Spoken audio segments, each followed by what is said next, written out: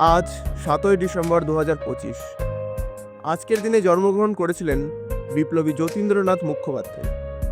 আমরা সবাই তাকে বাঘা যতীন নামেই চিনি, কিন্তু প্রশ্নটা হচ্ছে যে বাঘা যতীন এই যে নামটি তিনি কোথা থেকে পেয়েছিলেন। চলুন আজকে আপনাদেরই সেই গল্পটা শোনাই। তো যতীন তখন কৃষ্ণনগরে দাদার কাছে থাকতেন। হঠাৎ একদিন তিনি জানতে পারলেন যে তার মামাতো ভাই ফণীভূষণ বন্দুক নিয়ে প্রায় নরখাদক একটি বাঘের শিকারে যাচ্ছে। একথা শুনে যতীন ও ফণিদার সাথে যাবার মনস্থির করলেন। বাড়িতে একটিই বন্দুক, তাও ফণিদার হাতে।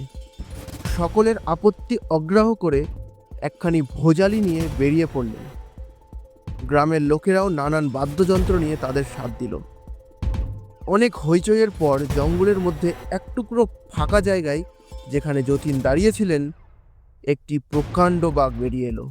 ফণিবাবু বন্দুক ছিনলেন, কিন্তু গুলি বাঘের মাথায় স্পর্শ করে বেরিয়ে গেল। দ্বিগুণ আক্রোশে বাঘটি ঝাঁপিয়ে পড়ল যতীনের উপর। যতীন তৎক্ষণাৎ সির্ফ সাহসে ভর করে বাম বগলের মধ্যে বাঘটির গলাটি চেপে ধরে মাথা লক্ষ্য করে ভোজালি দিয়ে আঘাত করতে লাগলো। প্রায় 10 মিনিটের খণ্ডযুদ্ধে ভোজালির আঘাতে বাঘটির সারা শরীর ক্ষতবিক্ষত করে নিজেও এলিয়ে পড়লেন মাটিতে। দেখা গেল তার হাঁটুতে মোক্ষম কামড় বসিয়েছে বাঘটি। তড়িঘড়ি কলকাতায় আনা হলো চিকিৎসার জন্য।